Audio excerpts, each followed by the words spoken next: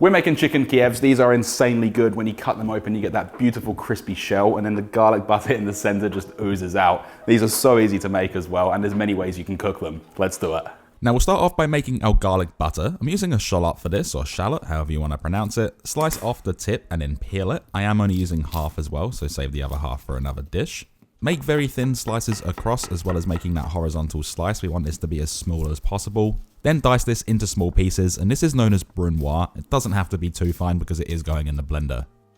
Next, we need 1/4 of a lemon. To do this, just make one slice through, going straight into the center, rotate it 90 degrees, and then make that same cut again. That way you don't have to chop up the whole thing, only to get 1/4. And we also need to grate 8 cloves of garlic along a microplane to create a paste, and give any of the off pieces a quick chop up as well. Now to a blender bowl, add 250 grams or 8.8 ounces of unsalted softened butter, 10 grams or 0.3 ounces of flat leaf parsley, the shallot that we finely diced, as well as that grated and chopped garlic. Then with that 1/4 of a lemon, just run it along a microplane, get the zest from it, and also squeeze in the juice at the same time. You can kill 2 birds with 1 stone at this point, and also season to taste with salt and cracked black pepper. Also, I use unsalted butter, that way I can control the seasoning a lot better.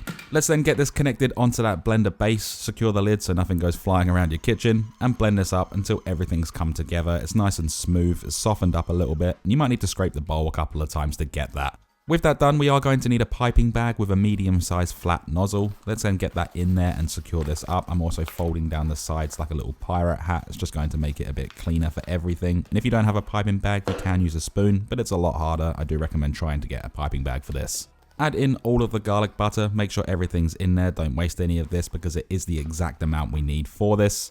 Push it all down, make sure the piping bag's sitting flat, pop that nozzle out if it's stuck back in there, and then we can screw up the top. Just twist it and slowly push that butter towards the nozzle. We don't want any air bubbles because it will start popping and you won't get an accurate amount of garlic butter in the chicken. This recipe does make 4 chicken Kievs. I've just got medium to large size chicken breasts here, and I'm patting them down with some paper towel to dry them out a little bit, just so it's easier to work with when we do the knife work. We do need a nice sharp knife for this next part. I recommend a utility knife like what I'm using here, or even a boning or filleting knife. Just go in on the largest side of that chicken breast, go all the way to the end, just gently open it up. You can feel with your fingers where that knife is. Obviously don't run your finger through the blade. And one of the main things we do not want to do is pierce through the chicken, because when you add the garlic butter and when we cook it, it's all going to leak out and there's no point stuffing it. With that all done, you should have that nice clean pocket the whole way through from top to bottom with no leaks. We can then start piping in that garlic butter. Just put the nozzle in that little slit that we made and gently squeeze. Just push it in slowly, we don't want anything to tear.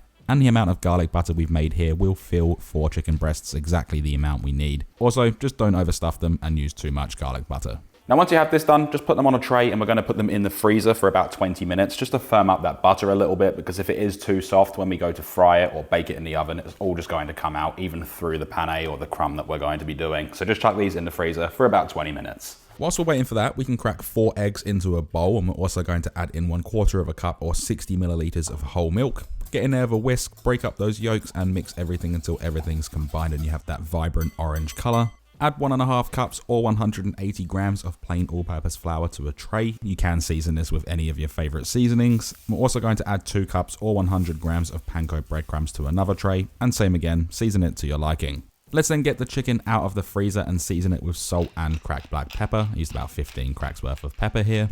Then we're going to use our hands just to push that seasoning onto the chicken, just so it doesn't all completely fall off.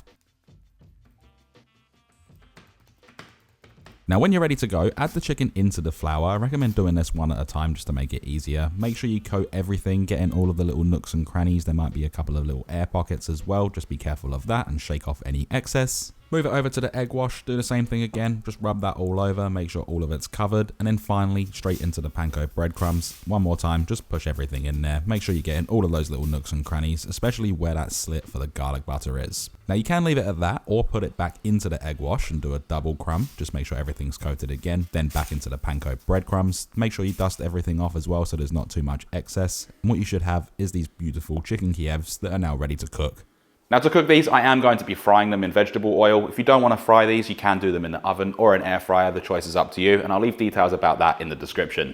As I said, I am frying these and I am using vegetable oil. Just fill a pot about halfway full with vegetable oil or even sunflower oil. Any neutral flavored oil is fine here. And we're going to heat this up to 180 degrees Celsius or 350 degrees Fahrenheit over a high heat. When the oil is at temp, we can then place in our chicken Kievs. Place them away from yourself just so no splashback comes towards you. And we're going to fry these for about 10 minutes, flipping them over every now and again just to get that even color. I know they are submerged in the oil, but they will get darker on the bottom from the bottom of the pan because that's where the most heat is. And the internal temperature that we're looking for is 74 degrees Celsius or 165 degrees Fahrenheit. And when they're nice and golden brown and cooked through, remove them, place them onto a wire rack, and you can hear that delicious crunch.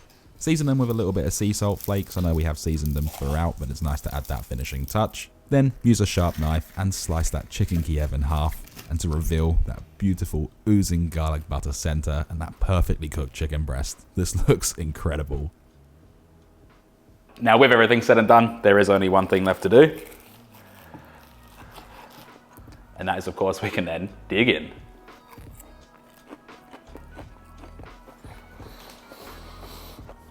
That's so good.